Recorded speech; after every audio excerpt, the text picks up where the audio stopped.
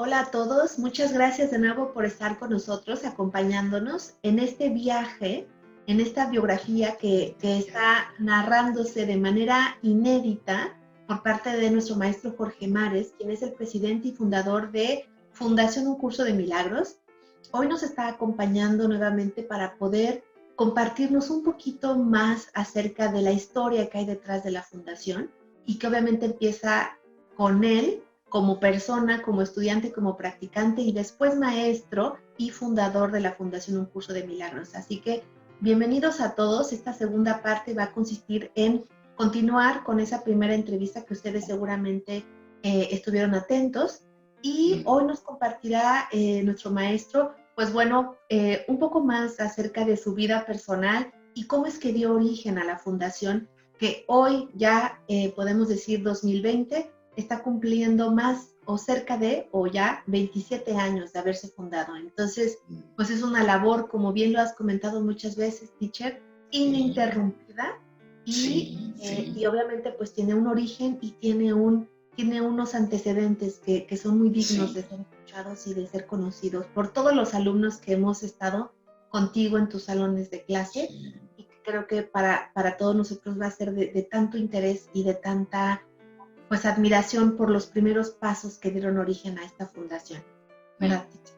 Bienvenido. Qué bueno, Dale. Qué bueno. Sí, la verdad es que evidentemente estamos hablando, para todos los demás, pues estamos hablando de los inicios de la Fundación para un Curso de Milagros en México. Ajá.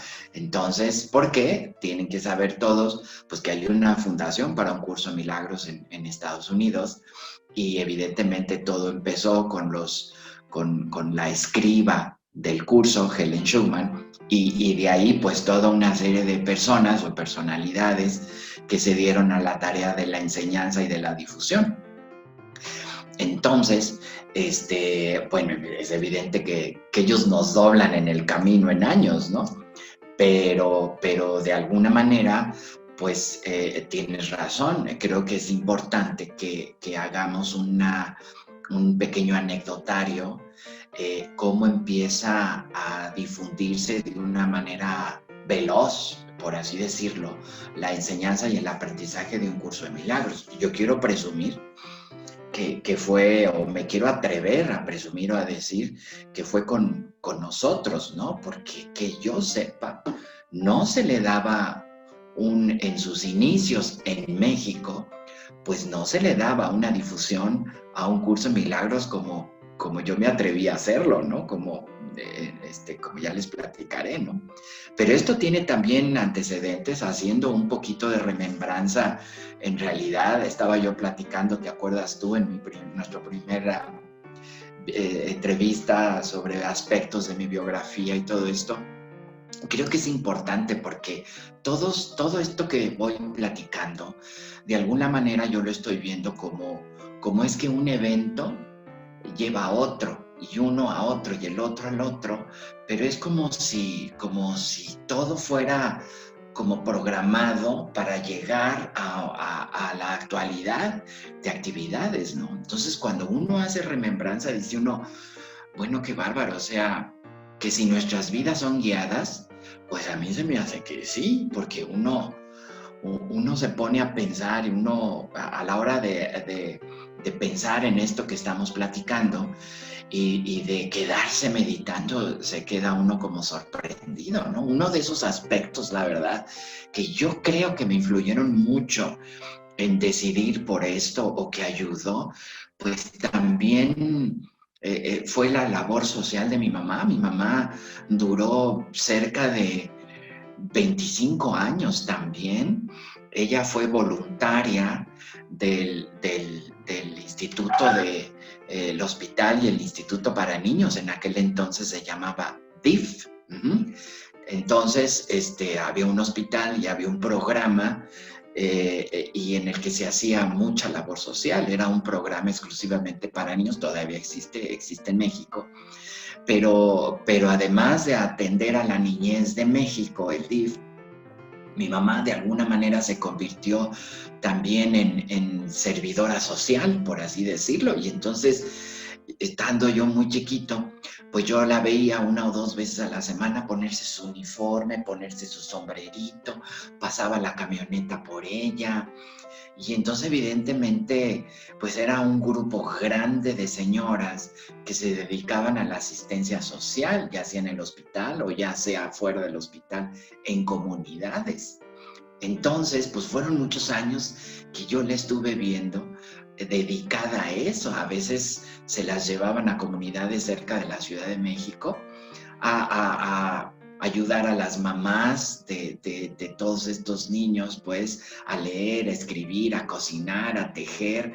Y entonces se la pasaban ahí mediodía hasta que las camionetas las traían a cada señora a su casa, ¿verdad? Entonces, pues evidentemente eran programas presidenciales en donde en esos años, pues, significaba mucho la labor de las señoras, esposas de gobernadores o de presidentes o de secretarios de Estado y todo eso, pues como que en esos años había mucho interés en que se hiciera esta labor. Y entonces mi mamá estuvo ahí muchos años y entonces pues yo creo que eso también influyó un poquito en este ímpetu mío también de continuar, ¿no? Entonces, también con ella siempre tuve una excelente relación con mi mamá, como les platicaba la vez pasada, pues es evidente que muere papá en un 24 de diciembre y yo en un hospital, pero de alguna manera, pues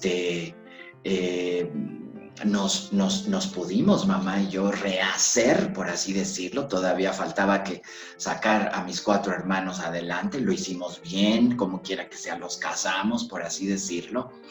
Y yo de alguna manera pues fui afirmando mi relación con mamá también, porque también fue una mujer exageradamente serena, ¿no?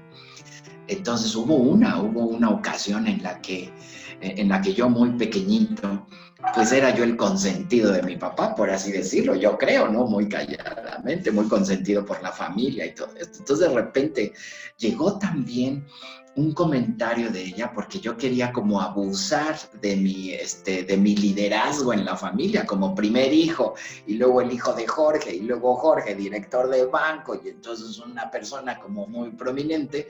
No, pues a mí se me hacía también como más fácil salirme con la mía de chiquito, ¿no? Entonces de repente quería engañar yo a mi mamá con las calificaciones y entonces ponía excusas, las mismas que ponemos hoy de grandotes. Es que la maestra tiene la culpa, es que el maestro tiene la culpa, es que no me dieron los apuntes.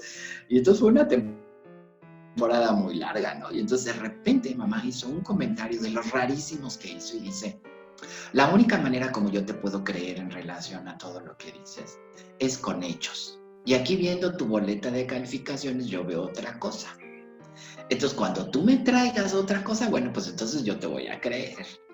Pero para ella los hechos eran muy, muy, muy importantes. ¿Te acuerdas tú, Dalí, bueno, en nuestra, vamos a hablar, bueno, de nuestra época, por así decirlo, el valor de la palabra era muy importante. El valor de la palabra. Entonces, de alguna manera, ¿cómo te diré? Pues eso empezó a hacer en mí una idea presencial bastante fuerte, ¿no? Mi mamá quería hechos y quería además que mi palabra estuviera demostrada con hechos, ¿me entiendes? Entonces cuando veía mis boletas de calificación, pues obviamente que no le queda, ¿no? Eso me influye mucho ahora y de siempre en la enseñanza y en el aprendizaje de un curso de milagros.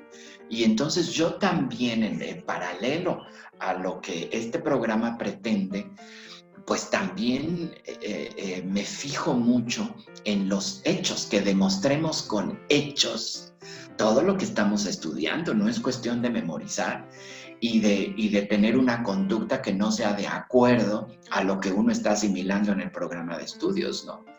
Entonces, en ese sentido, pues yo no sé por qué de tanto que me debió haber dicho, pero hubo unos que otros que quedaron, pero como algo que debía yo de tener como muy en cuenta para el futuro.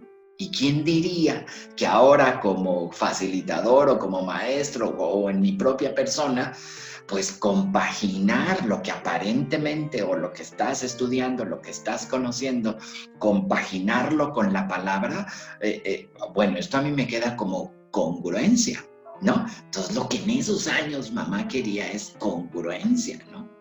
Paralelo a mamá, pues también la situación de papá para mí fue determinante, ¿no? Esa actitud de él fue una persona que sí, de alguna manera, procuró mucho a su familia, a su madre, a sus hermanas. Fue una persona que también le puso mucho empeño a su crecimiento. Entonces, de alguna manera, papá se dedicó a estudiar, hizo muy buenas notas en la Escuela Bancaria y Comercial de México, pues obviamente se va colocando en los bancos. Y entonces yo voy viendo pues su progreso, ¿me entiendes? Junto con él. A pesar de que papá era una persona como muchos padres según sus roles un poco lejana, pero yo me acuerdo también muy bien que de vez en cuando llegaba con un rompecabezas a mi casa y de lo que fuera, ¿no? Y entonces se sentaba conmigo y a ver, vamos a empezar a armar esto, vamos a empezar y tú lo continúas, ¿no? Y bueno, pues de alguna manera pues ya me sentaba con él, había esos ratitos con él, los sábados, los fines de semana. El sábado íbamos al fútbol y entonces era el jefe del equipo de fútbol de la bancaria, ¿me entiendes? Y entonces el papá y todos los demás y el gol y la tierra y todo aquello. Y entonces a mí me llevaba fuerzas porque el fútbol nunca me gustó, pero al menos la convivencia, ¿me entiendes? Entonces los domingos, pues papá no dejó los domingos familiares, entonces yo veía mucho cómo lo procuraban, pero él también cómo procuraba también a la familia. Pero en ese sentido, pues ya había yo platicado en nuestro primer video, en la primera referencia, pues que siempre fui un niño muy querido también por mis características, ¿no? Entonces cuando papá, de alguna manera, pues me procura también una relación bastante estrecha con mamá y bastante estrecha con la familia de él, bueno, pues es evidente que uno en su idiosincrasia pues empieza a crecer, a conocer, a darse cuenta, y yo tan preguntón y tan curioso y tan con una manera querer saber más allá. ¿Se acuerdan? No sé si se acuerdan ustedes en la primera reunión, los microscopios, pero yo quería el microscopio de la vida y ya hacía yo muchas preguntas a las abuelas, a las tías. Me asombraba también el crecimiento de papá. Cuando de repente no salía bien en las calificaciones, que fue rara vez, órale, me llevaba mi papá a la oficina a trabajar y entonces pues ahí me instruía papá, lo que no me decía en la casa pues me lo decía ahí, y entonces yo me sentaba así todo bien chiquito en su oficina kilométrica y yo veía cómo su secretaria entraba y salía y otras personalidades también, y él me tenía ahí trabajando y uno que otro me revisaba lo que mi papá me dejaba de tarea. Y de repente mi papá se me veía así como trabajaba yo y de repente, y te recuerdo que tienes que ser un hombre de bien, porque un hombre de bien, ¿no? Y no, y al ratito otra disparada de dardo, ¿me entiendes? Y el dinero y los negocios son fríos, tienes que aprender a ser frío con los dineros y los negocios. Bueno, que no me dijo mi papá. Pero él de alguna manera pues sabía muy bien que yo le entendía perfectamente, ¿no? Hasta que, bueno, pues definitivamente, pues él muere, ¿no? Otra cosa que me dejó un sentimiento de mucha admiración es el diploma de mi bisabuela, que tenía yo mucha relación con ella por guerrera, de 1940 como partera. Y entonces yo le preguntaba, oye, ¿y tú eres la única mujer en el colegio de medicina y toda esta cosa? Sí, ¿por qué no voy a ser la única mujer? Ya había muchas, pero yo era la única en ese asunto. En aquellos años, 1920, 30, 40, muchas cosas estaban reservadas para los hombres, ¿no? Ah, no, pues ella, mujer y partera y con todo y el diploma, ¿no? Y entonces fueron cosas, Ali, en mi infancia, ¿sí?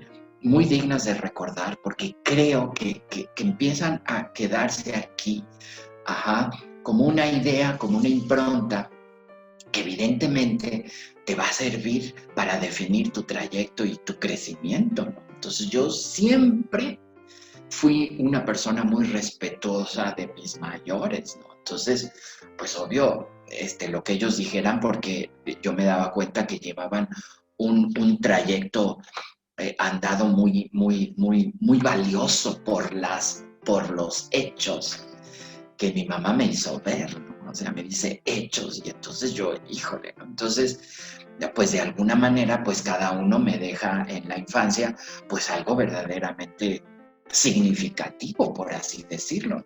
Pues en fin, pues por eso les platico también esta cuestión de parte de mi infancia, ¿sí? Y y como muy interesantes que definen mucho. Entonces, pues de alguna manera muere él, pasan los años, sacamos adelante a mis hermanos, como quiera que sea, y entonces, como ya les había yo platicado la otra vez, pues termino la carrera, termino las maestrías, las especialidades, y entonces de repente, sí, un día tenía yo tal angustia, no sé por qué tenía yo tal angustia, no la podía yo identificar, pero de repente me hinco a llorar en las piernas de mi mamá, hinqué a llorar, y no le podías decir por qué, no era yo consciente. Yo recuerdo muy bien que ese episodio, y ella nada más me dijo, llora, llora, llora todo lo que quieras. Y entonces, por primera y única vez en mi vida, le lloré amargamente. Entonces yo creo que ella intuyó pobrecita ya sola de papá, pues yo creo que ella intuyó que yo traía cosas que ni ella y ni yo podíamos entender ni manejar. Y entonces me regala un librito, de esos libritos chiquititos, delgaditos, pero qué reveladores libritos, ¿no? Y evidentemente pues yo me identifiqué mucho con lo que decía el famoso librito, ¿no? Haz de cuenta que las primarias de un curso de milagro, por así decirlo, ¿no? Y entonces me identifiqué mucho con eso, lo guardé mucho, lo repasé mucho. Y seguramente ya estaba yo buscando la condición que tal y como se los platico, pues empieza entonces la experiencia de mi experiencia de aprender un curso de milagros con mi maestra Mercedes, ¿no? Como les digo yo hace ratito, pues yo siempre he sido como muy respetuoso de mis mayores y yo también, pues evidentemente le honro a mi maestra su manera de enseñar en esos años. Yo digo que en esos años, hace 27 o 30 años, Dari, pues evidentemente el curso no estaba nada diseminado, sino nada más algunas personas y algunos grupitos en la Ciudad de México, y yo no sé si en el interior de la República, eso yo no lo sé. Entonces, de alguna manera, pues mi maestra Mercedes Heredia se lanza a hacer o a constituir su propia fundación, se llamó Proyecto Luz. Entonces, en ese Proyecto Luz, y el otro día me encontré las primeras revistas de Proyecto Luz, ¿no? Yo creo que las vamos a pasar por aquí durante la entrevista, ¿no? Entonces, de alguna forma, pues empieza todo el equipo. De alguna manera, no me acuerdo si la vez pasada en nuestra reunión, pues vinieron ya las reuniones ante la Dirección General de Reclusorios. Yo tenía un año de estudiar con ella un curso de milagros y como se los decía, pues un año, entonces yo me quedaba así dormido en el libro de tanta actividad. Entonces, de alguna forma, le acompaño a ella durante este primer año mío de estudios, la acompaño, le tomo atención a sus explicaciones, literalmente ella no leía el libro, no lo abría, no lo trabajaba con nosotros, porque el punto era que en esos años no había suficientes libros en México. Ah, y entonces estudiábamos en copias fotostáticas, lo que se podía, ¿no? Pronto, pronto, muy pronto llegaron los libros.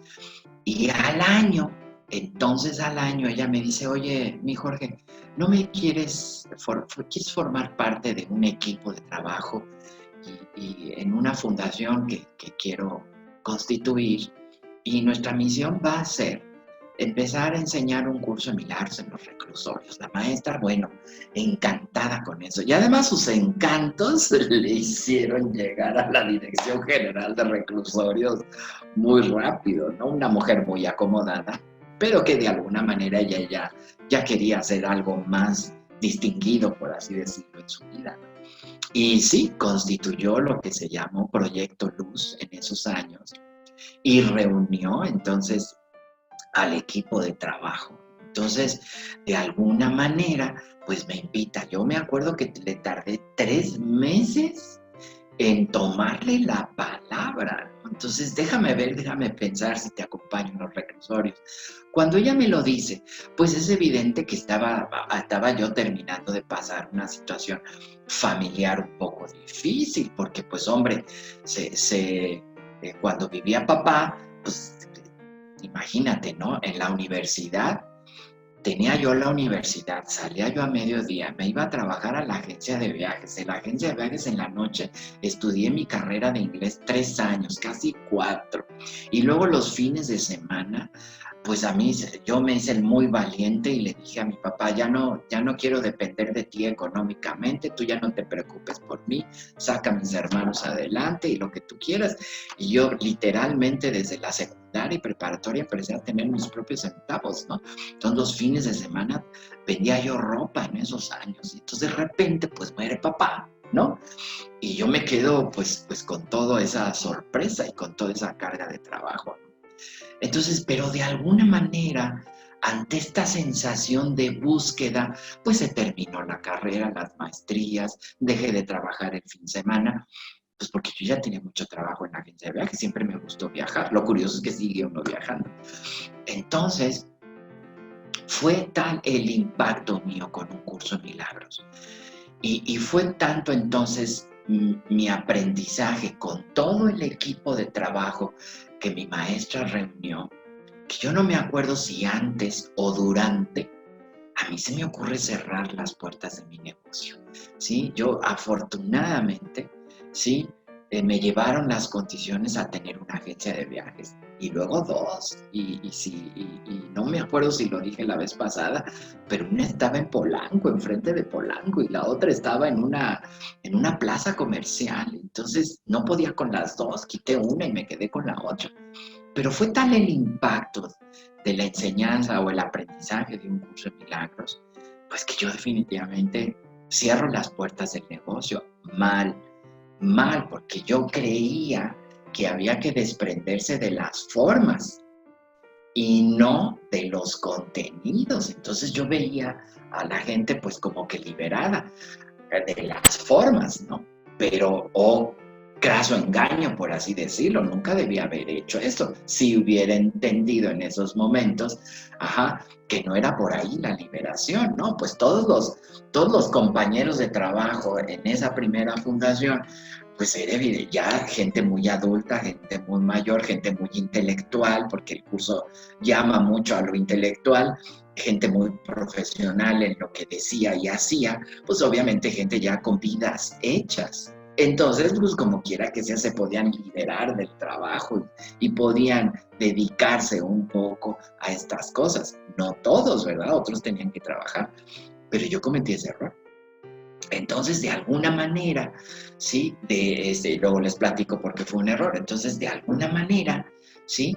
Pues a los 3 meses, ya sin tanta actividad, pues que le digo a mi maestra que sí. Entonces, para él casi fueron eventos muy seguidos, el haber cerrado mi negocio y el haberle dicho a mi maestra que sí. Le dije, sí, claro que sí. De alguna manera quiero pensar que ya desde hace rato mi maestra ya me había echado el ojo, como los papás le echan el ojo a los hijos, los maestros le echamos el ojo a los alumnos, ¿no? Y yo, de todas maneras, yo no he dejado de echarle el ojo a todos mis alumnos en todos tantos años, sí, no, sí puede, no quiere. y ayudar en lo que fuese necesario. Entonces, de alguna manera, empezamos a trabajar en favor de todo este proyecto de ella. Vinieron las investigaciones, nos investigaron a todos, vino la primera reunión en la Dirección General de Reclusorios con todos nosotros, y a cada uno nuestra maestra nos asignó un reclusorio. Y entonces empecé a irme, yo solito empecé a irme al reclusorio. Las primeras veces ella fue acompañando a cada uno. Y empezamos a dar clases. Ella como que me empezó a soltar. Y en el proceso pues tenía yo un año en un curso de milagros, ¿no? Y luego dormido durante ese año. Y entonces cabeceaba yo en el libro. Entonces, de alguna manera, Dalí, pues empecé a entender lo que es la enseñanza y el aprendizaje. Y en la medida que yo enseñaba y compartía todo esto, pues en esa medida yo lo aprendía. Pero de alguna manera, por mis antecedentes que ya les platiqué, yo quería saber más y quería yo saber si estaba yo desempeñando mi función correctamente por primera vez en el lugar más oscuro que tiene un país, una prisión.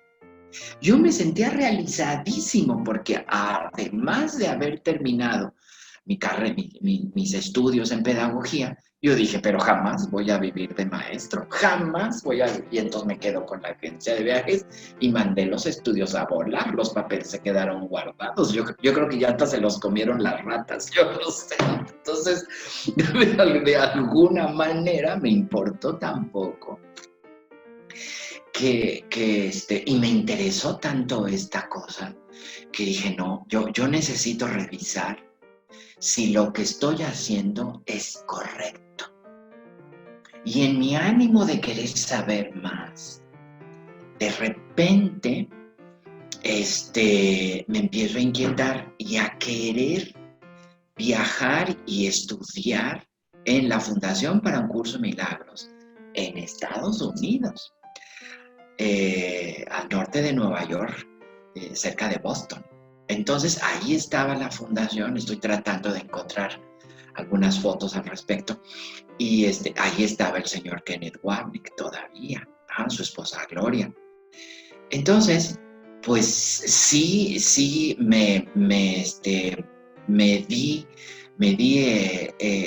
dio el interés, sentí mucho interés de que por fin podía yo dedicarme a mi carrera en pedagogía con un curso de milagros. No me acuerdo si les dije la vez pasada que durante el proceso de los estudios de la pedagogía, pues quería yo desarrollar un programa de estudios que le cambiara la vida a las personas. Y estaba yo con mi programa de estudios, bueno, en la encantación, por así decirlo.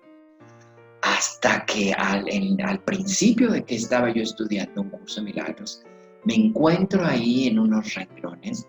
Este curso fue diseñado para ti. Esto es un curso de milagros. Esto es un programa de estudios.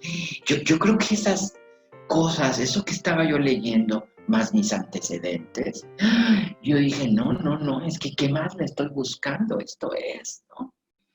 Y entonces, poco a poco, fui cayendo en cuenta que era lo que quería. Fíjate nada más la historia familiar, las circunstancias familiares, las circunstancias educativas, los quehaceres típicos de subir, bajar, hacer y deshacer, ¿no?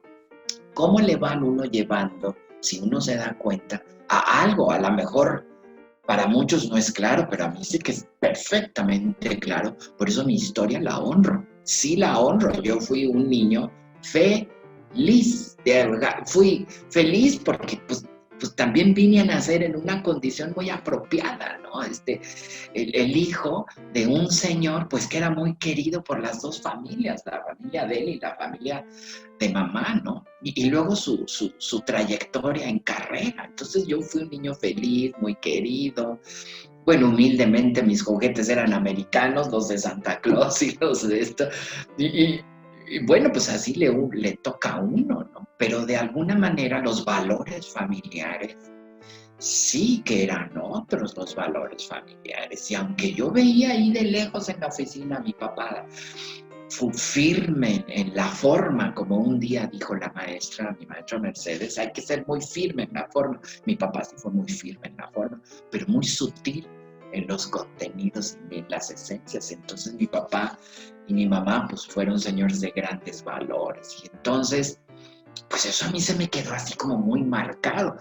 Y luego me encuentro con un curso de milagros, que es un curso de valores. No, bueno, pues claro que sin pensar, regalo mi agencia de viajes a mis empleados y se acabó. Entonces, ya en la práctica de la enseñanza en los reclusorios, mi maestra de repente me dice, no, Jorgito, qué barbaridad, vas que vuelas. Te voy a hacer director de grupo de estudiantes para reclusorios. Hijo, y eso implicaba mucho más trabajo, visitar todos los reclusorios. Y yo pues entregado al asunto, pero realmente me preocupé si estaba yo haciendo las cosas correctamente. Yo, hasta la fecha, yo realmente, voy a hacer una crítica, yo realmente no veo que los facilitadores de un curso de milagros se presten a una revisión de sus actividades y de sus enseñanzas. Se presten a una revisión. Raro, yo creo que se cuentan con los dedos, ¿no? Y se presten a una revisión con alguien que va mucho más adelante que ellos, ¿no?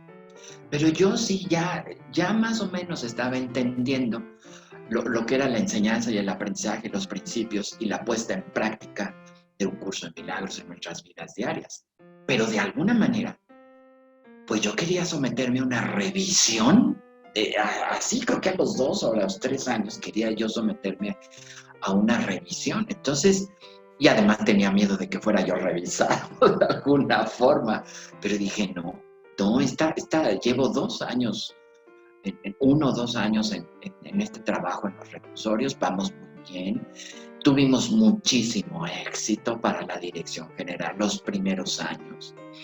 Y éxito porque de alguna manera, lo dije una vez en alguna entrevista, pues siempre yo soy creyente de que aún en 4 paredes podemos vivir mucho mejor con nosotros mismos. Y entonces vinieron las condiciones para que por primera vez fuera yo a tomar clases un fin de semana a la fundación allá en Estados Unidos. Pues ya tenía yo la carrera de inglés. De alguna manera, pues eso ya me ayudaba bastante a tomar clases y a platicar y estas cosas. Entonces, y no fue una vez, empecé a ir una vez y la otra vez y la otra vez. Paralelo a eso, en la primera visita, paralelo a eso, de alguna manera, pues fue muy bonito porque me escribí a la fundación, que estaba yo interesado en ir por primera vez a su clase, y ya de alguna manera ya había cierta referencia de las actividades de un curso de milagros en México. Y entonces el doctor Ubami pues estaba muy interesado, y su esposa Gloria y otros tantos estaban muy interesados en cómo se desarrollaban las actividades de un curso de milagros en México. Y un país, como dice él, tan guadalupano. Una de sus preguntas en una de las ocasiones que platicamos es, oye, cuéntame, ¿cómo le hacen ustedes para enseñar un curso de milagros en un país tan guadalupano? ¿No? Y entonces eso también de alguna manera les caía de asombro. Entonces, en ese primer viaje, al principio, empecé a conocer muchas cosas, y es evidente que empecé a adoptar una actitud de enseñanza y aprendizaje muy diferente al estilo de los mexicanos. Obviamente, la enseñanza y el aprendizaje al estilo mexicano podría ser como muy guadalupano, sí es cierto, todavía había muchos aspectos religiosos en la enseñanza de un curso de milagros. Y yo también, pues yo toda la vida católico y toda la vida en la iglesia y todas las primeras comuniones y los bautizos y toda esta cosa, ¿no? Y tú estás ahí en la simbología de la religión, de la ideología de la religión, pues ahí estás tú, ¿no? Entonces, de alguna manera, cuando dejo mi actividad en la agencia de viajes y cierro, me puse a dar clases paralelo a reclusión, me puse a dar clases. Y en esos días, pues yo tenía que vivir de algo, Dali, pues muerto papá y luego sacar a los hermanos adelante, pues yo tenía que vivir de algo. Mi mamá se asustó, pobrecita, y entonces me decía, oye, te acuerdo que la caridad empieza por tu casa, ¿no? O sea, ¿qué andas haciendo por otro lado cuando aquí en la familia hace falta bastante? Entonces, de alguna manera, y no porque papá no nos hubiera dejado un centavo, una casa y toda esta cosa, no. Lo que pasa es que en ese momento mamá tomó otro tipo de decisiones en función de eso, bastante favorables después con el tiempo, muy, muy favorables. Entonces, de alguna manera, pues en esos primeros años de clasecitas con un curso de milagros en la calle y de clasecitas en los reclusorios, pues yo pasaba la canastita.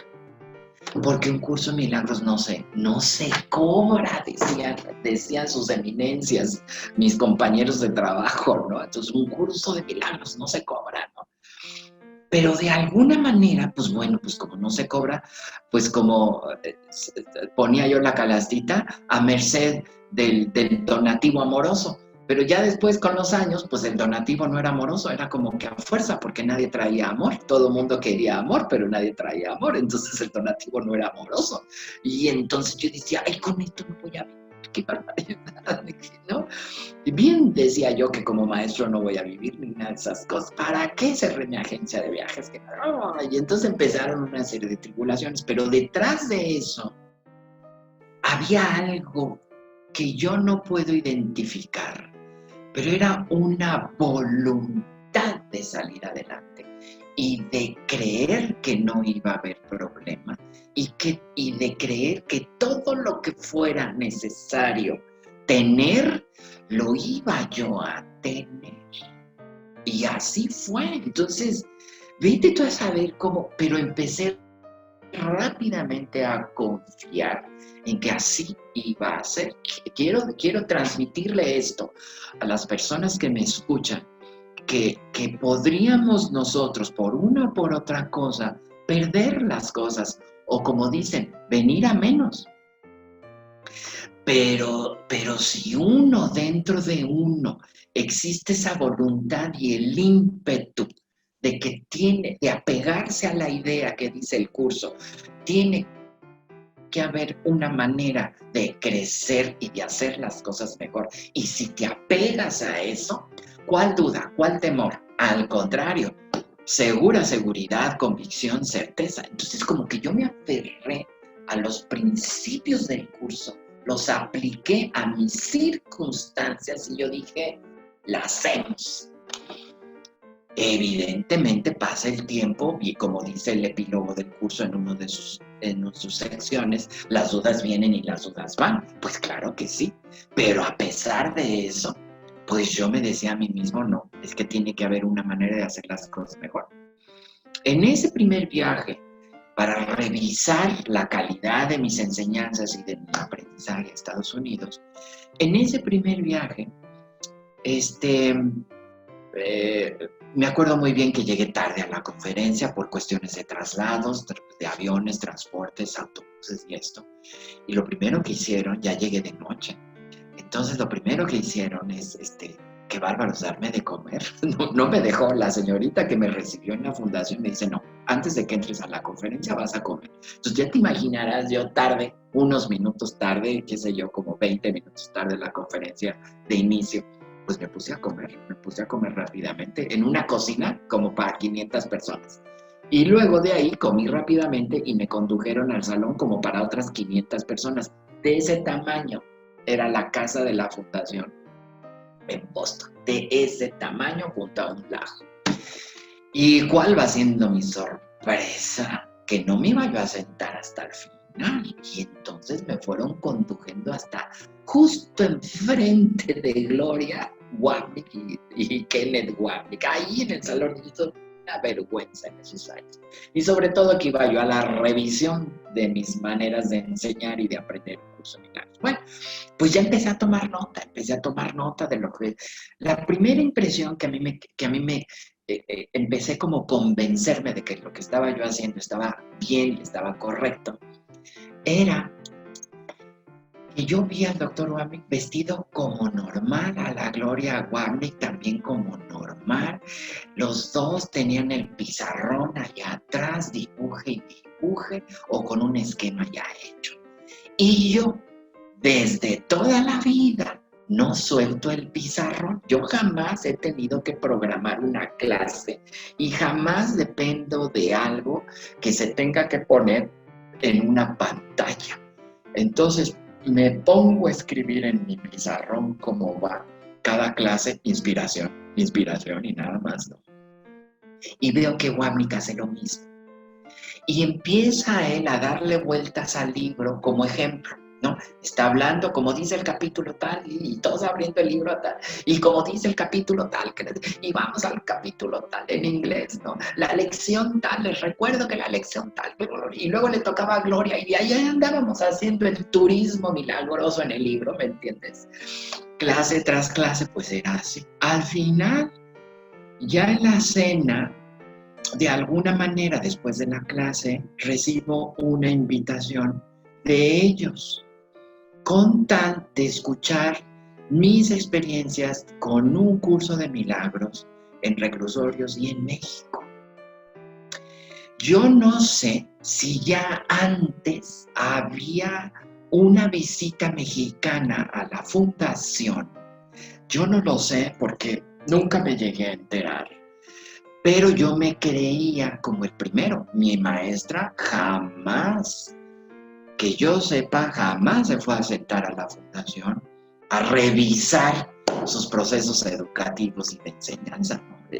Y yo hasta ahorita, pues sí veo como una falla que cuando empezamos a enseñar y a aprender un curso de milagros, pensemos que lo estamos haciendo como muy bien.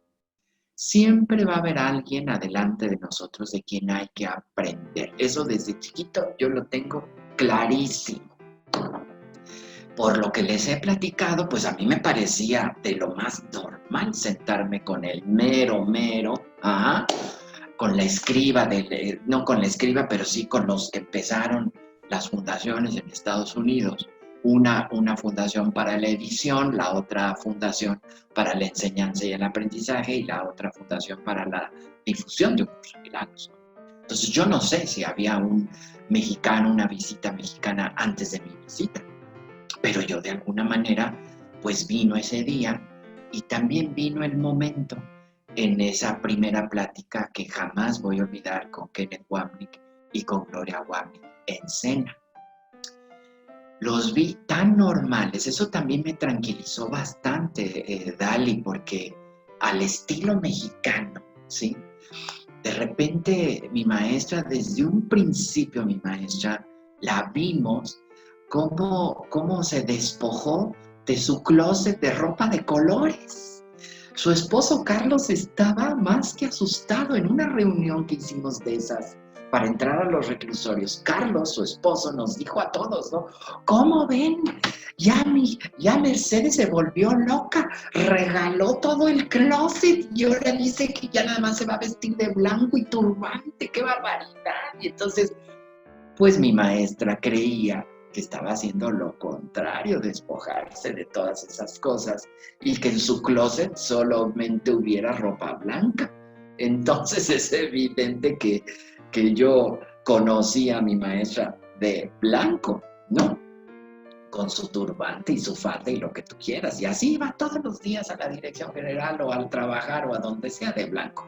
Pero cuando yo veo al doctor Wapnick y a Gloria, no de blanco, sino de colores, y enseñando pedagógicamente como yo enseño, pues entonces me fui convenciendo que estaba en el lugar correcto. En esa primera cena, de repente, que fue de un rato, no te creas que una cena de 3 horas, porque tienen, como anfitriones, pues tenían que atender a muchas personas, ¿no? Entonces, de alguna manera, una pregunta me cambió muchas cosas también, y una respuesta. Y una de esas fue la de Gloria, y me dijo, oye, qué bonito ya platicar. Me dice, oye, ¿pero de qué vives entonces? ¿De qué vives? Porque nadie vive de una canasta, ¿no? De lo que alguien ponga en una canasta. Ahora, a mí me quedaba clara la pregunta, porque de toda la vida yo ya sabía que cualquiera de nosotros que fuera a estudiar allá tenía que pagar su aportación, no porque el curso tuviera un costo y no porque ellos cobraran, sino siempre hicieron la difusión de para que todo aquello se creara la infraestructura, para que todo aquello se viera, ¿no? Y entonces a mi Gloria, pues evidentemente yo llegué, pagué mi hospedaje, pagué mis alimentos y pagué mi curso. Me puse a ahorrar a trabajar y ahorrar como nada, pero era mi gran aspiración. Ahí también quiero hacerles ver a todos los que nos escuchan, ahí también quiero hacerles ver que cuando uno se empeña en hacer las cosas, cuando uno le busca con todas las dudas y con todos los, ¿cómo te puedo decir? Con todas las desavenencias que podría haber en el camino, pero uno llega. Entonces, de alguna manera, me sentía yo como tan capaz de haber logrado, después de las decisiones históricas que tomé, de haber logrado sentarme allí. Me acuerdo muy bien de eso. Entonces, pues me senté y Gloria me dice, ¿y de qué vives? ¿No? Y entonces a mí se me ocurrió decirle, pues de lo mismo que ustedes. Nada más que yo paso una canastita y a veces no me alcanza la canastita. Y me dice Gloria, no, eso no tiene, lo mismo que dice el curso, pues eso no tiene que ser así.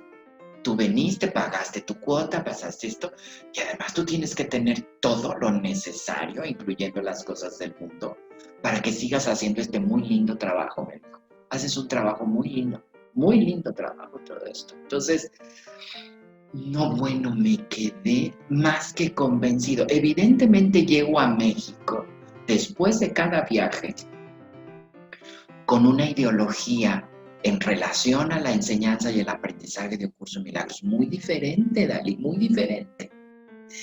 Viene el momento en el que,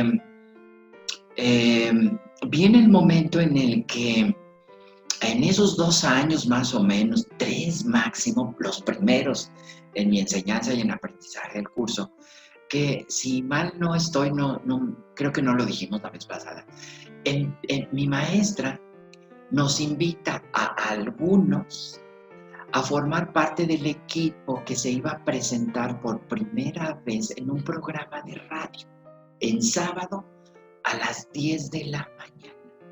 No me acuerdo si lo dije la vez pasada.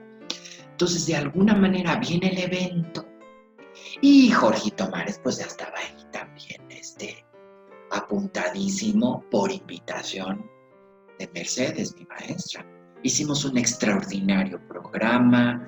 La directora del programa, Cynthia Bites, no me puedo olvidar de ella jamás.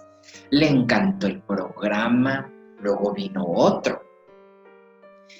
Pero al tercero, ¿cuál va siendo mi sorpresa? Que Cynthia Bites me va diciendo, mira, de todo lo que han dicho y de todo lo que han hecho, a mí me parece que a todos nos ha encantado lo que tú has dicho y lo que tú has hecho. Entonces yo quisiera que estuvieras con nosotros una vez al mes platicando de estas cosas. Solo me lo dijo a mí. Evidentemente eso iba a crear pues discordia. Y yo ya traía una ideología un poco diferente. Yo ya empezaba a tener ciertas diferencias. No graves ni nada de eso, ¿no? Ciertas diferencias con la enseñanza y el aprendizaje de Un Curso de Milagros en México. Precisamente porque porque todavía estábamos en los inicios, ¿me entiendes? Y nadie empieza a aprender sin errores y nadie empieza a enseñar sin errores. Yo como pedagogo eso lo entiendo perfectamente, la práctica hace al maestro. Pero hasta ahorita hay muchos que se lanzan a enseñar un curso de milagros y a poner en práctica, ¿no? Y yo no sé si se creen suficientemente humildes para hacer una revisión de sus procesos de enseñanza y aprendizaje con alguien que de alguna manera ya les lleva pues un poquito de más ventaja. Entonces, en este sentido, de alguna manera, empecé yo a pensar más de acuerdo a los lineamientos del curso, ¿sí? A hacerme de alguna manera más a los principios del curso y a vivirlos sobre todo, ¿no? Entonces, pasa que en esa primera entrevista con Gloria Wapnick, pues a mí me cayó como muy claro todo lo que platicamos. Y para ese programa de radio, pues ya estaba yo también más claro en las cosas que yo decía y hacía. Yo creo que por eso le encanté, por así decirlo, le encanté a Cynthia Bates. Y empecé entonces yo solito, a tener el valor de ponerme frente al público, obviamente en un programa de radio. Ya para esto, ¿qué te cuento? 2, 3 años de actividades de enseñanza y aprendizaje en grupitos de estudio muy pequeñitos en la calle y en los reclusorios. Entonces, pasaron todavía otros 2 años más o menos de estas experiencias con Cynthia Bates. Con Cynthia Bates, evidentemente el programa no podía durar más de la cuenta, ¿no? Entonces, pues de alguna manera, ¿sí? Pues no recuerdo que esto haya durado más de 1 año y medio. Pero sí fue suficiente, Dali, como para empezar a tener un impacto en el público a través de radio, una vez al mes, el sábado a las 10 de la mañana, y en una estación de radio bastante sonada en esos años. Entonces, pues empezaron las llamadas telefónicas, empezaron las invitaciones, empezaron oye, ¿no nos puedes platicar de esto? En todos los estados de la República. Y evidentemente, poco a poco, pues empecé a tener más actividad, más movimiento, empecé yo a tener la oportunidad de practicar más los principios de un curso de milagros sin descuidar la esencia. Sí, evidentemente esta era una cosa pues que yo quería poner mucha atención sin descuidar los principios del curso. Entonces, de alguna manera, empezaron los compromisos cada vez más serios después del programa de radio. Entonces, no me acuerdo si ya lo dije la vez pasada, vino también inmediatamente el primer periodicazo, por así decirlo, vino la primera entrevista en periódico, en plana grande. Pues eran los orígenes de un curso de milagros, Dalila, hace tantos años, entonces yo creo que todo esto hacía en las personas un impacto muy fuerte. Ya no ahora, probablemente ya no ahora, pues porque ahora ya hay muchos grupos de estudio y muchos maestros y cada quien con su estilo, ¿no? Pero al principio eso era un boom. Ninguno del equipo de trabajo de la fundación de mi maestra y ninguna otra persona que yo supiera en México se le dio tal oportunidad. Entonces yo decía, qué bárbaro, ¿por qué a mí? Me quedo con mi maestra 1 año. Al segundo año mi maestra me invita a los reclusorios. Me empiezo a distinguir con mi trabajo. Mi maestra me echa el ojo. Me invita a ese programa de radio. Fíjate cómo son las... Y luego impacto en ese programa de radio por todas las cosas que decía, ¿no? Entonces decía yo... Y obviamente Cynthia Bates, encantada porque tenía un programa de encanto la Cynthia Bates, ¿no? Entonces, yo también por la deferencia que se me da. Entonces, de alguna manera, Dali, esto tenía que cambiar. Por supuesto que tenía que cambiar. Y yo entendí que de alguna manera esa estaba empezando a ser mi misión con esa función. Y así empezó no mi fundación, pero sí mis actividades personales, que cada vez fueron más y más y más y más. Y ya tenía que visitar todos los reclusorios, y ya tenían que eran juntas en la Dirección General de Reclusorios, y ya tenía yo clases en la calle cada vez más, y ya tenía yo que viajar cada vez más al interior de la República, que para platicar de una cosa, que de otra y de otra. Y así, Dali, se fueron los primeros 5 años de mis actividades con un curso de milagros como pedagogo. Y esto te lo cuento, abuelo de pájaro, ¿no? Hasta que finalmente no puedo con la carga de trabajo y de repente se me ocurre decir en uno de mis grupos de estudio, miren, pues tengo mucho trabajo, ¿alguien me podría ayudar como secretaria, por favor? Porque ya tengo mucho trabajo. Y de repente en uno de esos grupos míos, enfrente de mí, una viejita de 70 años, encantadora, Rosa María Meléndez, en paz descanse. Yo te ayudo con todas tus cosas, y yo te ayudo con tus llamadas telefónicas, y yo te ayudo a programar todas estas cosas, y yo encantada, porque además estoy encantada con este curso, y me gustaría vivirlo más y aprenderlo más, y qué mejor que contigo.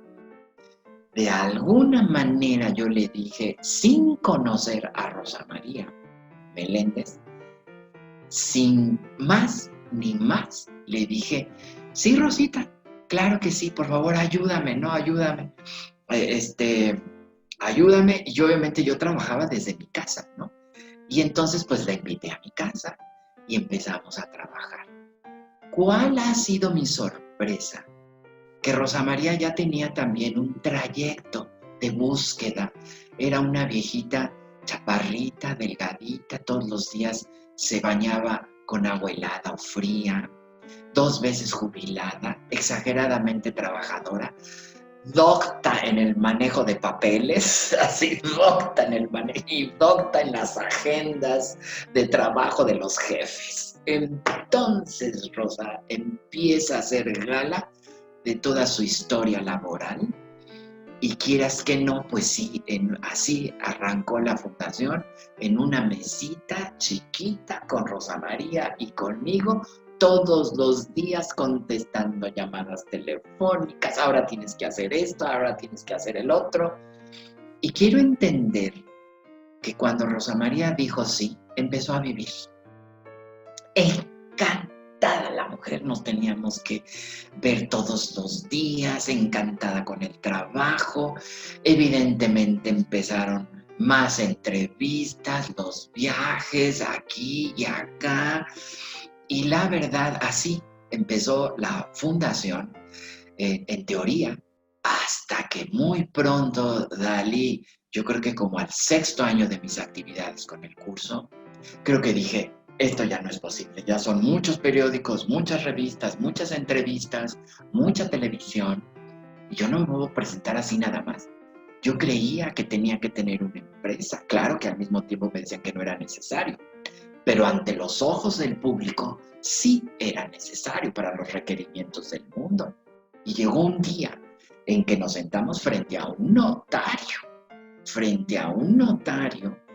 y entonces hicimos el acta constitutiva.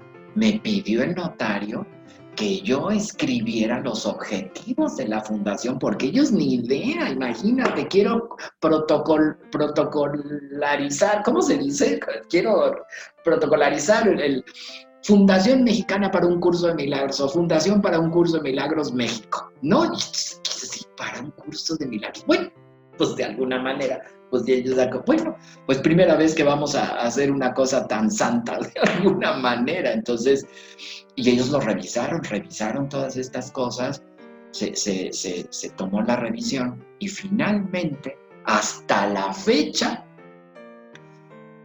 Margarita Dávila, Feli, y después llegaron tú, y después llegaba el maestro de Yoga Max, hasta la fecha, entre todo y todas las demás, pues formamos ya parte de la Fundación para un Curso de Milagros México, que se notarizó como una institución educativa de asistencia social y sin fines de lucro. Así establecido. Por si la gente cree que yo lucro, pues no. Ahí está estipulado que iba a ser una institución sin fines de lucro, que paga sus impuestos y que tiene una presencia de alguna manera en el país. Así ya me sentí como más confiado, Dali, para el mundo, en presentarme públicamente. Yo, por lo que yo sé, pues quién sabe cómo me llevaron las circunstancias, pero de alguna manera tener el valor, creo que por primera vez, de presentar al público y masivamente un curso de milagros. Por primera vez vino este programa de radio a nivel nacional con Cynthia Bates, y luego inmediatamente vino la entrevista en el periódico, inmediatamente vino la primera entrevista en televisión. No me voy a olvidar jamás del señor Guillermo Ochoa. No, estuvo el señor encantado en esa primera entrevista de televisión a las 9 de la mañana a nivel nacional, y todo eso de repente me quedaba yo así como, qué valor el mío de estar platicando de estas cosas en este momento con tanto empeño, con tanta seguridad, con tanta convicción. Pero es que hay algo que salía de mí y decía, sí, esto es y esto es así. Que yo recuerde, no había nadie que se había tenido el atrevimiento y el valor de decir sí a todo esto, ¿no? Y entonces por eso quiero creer que inmediatamente le empecé a dar su difusión a un curso de milagros en el país. Entonces, pues ya me sentía yo más tranquilo porque Rosa María me ayudaba, y así empezamos. En esos años empecé yo mi actividad personal con la enseñanza y el aprendizaje de un curso de milagros. Y así empezó entonces, con ese trayecto, la fundación. La fundación no fue una cosa que se fundó de la noche a la mañana, es que ya se fueron generando las condiciones, las actividades y las oportunidades para que entonces nos lanzáramos. Era evidente que tenía yo tanto trabajo que ya no podía ir a los reclusorios, quinto, sexto año. Y entre mi maestra y yo hubo una diferencia, y yo creo que lo vamos a poner por ahí. Y de repente mi maestra escribe un memorándum, ¿sí? A la Dirección General de Reclusorios, o no me acuerdo si fue al reclusorio donde yo daba clases, ¿no? Que ya no se me permita la entrada porque yo ya no pertenecía a la fundación de la maestra. Y yo, ¿qué pasó aquí? Pues en esos años no nos ubicábamos espiritualmente en las cosas, ¿no? Y entonces yo decía, ¿y ahora esto de dónde viene, no? Y como en todo grupo, Dali, que inicia, pues hay muchas diferencias, y sobre todo en estas cosas. Entonces, pues pobrecita mi maestra, pues de repente sí la influenciaban ciertas voces y toda esta cosa. Y es que Jorge cobra sus clases en un curso de milagros, y esto ya no va con los principios de un curso de milagros. Entonces ese asunto del cobra, no, y en nuestra otra entrevista ya de alguna manera ya lo haremos como más claro, ¿no? Hoy ya se entiende perfectamente, pero en algunos casos no. Y así empezamos entonces, o así empezó un curso de milagros a diseminarse, creo que velozmente, en México. Más o menos, yo creo que nos pasamos del tiempo, ¿no? Pero yo creo que la historia tiene un poquito más para dar, ¿verdad? Qué maravilla, porque esta es nuestra segunda parte y quizás va a dar, como bien lo dices, para una tercera parte. Sí. Porque sí. me parece interesantísimo el cómo se fue gestando desde tu infancia esta labor, cómo cada una de las cosas y de los episodios que nos vas contando vas teniendo una conexión y van teniendo pues un origen, y pareciera que es pues un camino que está programado, que está preparado para que ocurriera cada uno de estos eventos. Así que sí, Dali. Menuda labor, ¿no, teacher? El haber escuchado y el haber ¿cómo te podré decir? Haber tú tenido el valor y la valentía de seguir esos pasos que estaban, pues se te estaban mostrando, ¿no? Esa guía que se te estaba mostrando.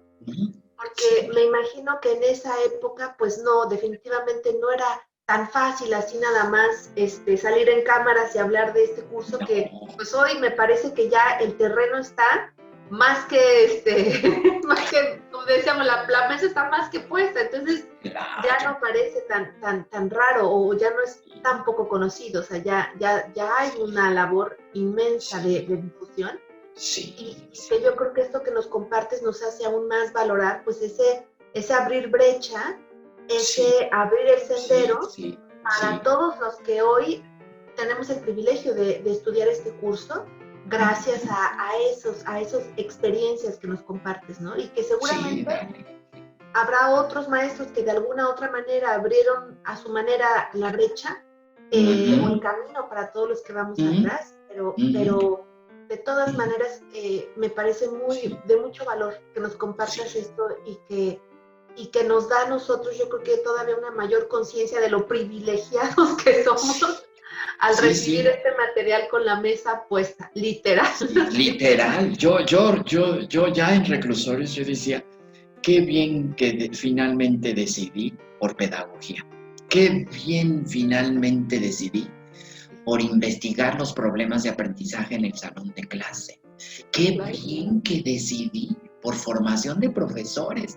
En ese momento tú no te das cuenta, pero haces una remembranza y ahí sentado en el lugar más oscuro del país o en la calle, en los grupos de calle, dije, qué bien que entendí esto, que lo quise aprender, que lo asimilé y que pueda yo agarrarme de esto para exponer a las mentes de las personas una cosa en esos años dificilísima de asimilar, ¿no? Y que todavía, ¿no? O sea, si hoy todavía, ¿no? En los clases, todavía, en los salones de clases, todavía no tan fácil asumimos la verdad del curso así, ¿no? Así como sí, claro, no tan fácil lo asumimos. Ahora me puedo imaginar hace 20, 30 años. ya nos platicarás de la conciencia que has visto tú evolucionada o a evolucionar en estos años, porque imagino que hace 30 años era otra la historia. Otra cosa. Totalmente, Dali. Tú quiero extenderles a todos los demás para terminar. La primera vez que me senté en ese cuarto de salón de radio con Cynthia Bates en Radio Red, no, bueno, Dali, es que me temblaban las piernas. Porque yo no podía quedar mal con ella, definitivamente que no, era un compromiso que yo tenía. Yo decía, es que yo no puedo quedar mal con esta mujer, yo no puedo decir tonterías, yo no puedo decir cosas que me empiece a cuestionar y yo derretirme ahí en el micrófono. Yo tenía que estar convencido de lo que íbamos a hacer ahí, porque era lo que ella buscaba. El primer programa de televisión con Guillermo Ochoa, no, bueno, yo decía, como este señor no pone comerciales, que bueno, ya que me haga una pregunta y que ponga por eso, porque, híjole, no, así del terror, pero de todas maneras, lo que había dentro de mí era más que el terror, que era valor y convicción, ¿no? Fue ese primer programa de televisión con Guillermo Ochoa. Al final él me dice, bueno, eso quiere decir, pues que usted ya es feliz a nivel nacional, y mira, de veras se viene la humildad, en segundos viene la humildad, le dije, no sé. No, yo no soy feliz en este momento, pero sí procuro que cada día de mi vida sea el mejor. Y así vamos construyendo poco a poco una mejor idiosincrasia. Con eso acabó el programa. Perfecto, así está ahí, ¿no? Pero es que hablar de estas cosas, ¿no? Literal. Ahorita, pues todos ya gozan de la mesa puesta desde hace muchos años. Literal, y yo creo que eso nos da una mayor responsabilidad, teacher. O sea, yo creo que antes, ¿no? Pues al no tener tanto conocimiento, ¿no? O tanta conciencia en estos temas, pues yo creo que privilegiada tarea el abrir brecha, ¿no? Y hoy yo lo veo más una responsabilidad, o sea, el que estemos nosotros como estudiantes practicando este curso, ¿no? Que sea en tus salones de clases virtuales, ¿no? Que es ahora lo que hemos estado haciendo o vivenciales, yo creo que nos hace todavía más responsables de llevarlo a la práctica con más congruencia, que es uno de los valores que nos compartías, ¿no?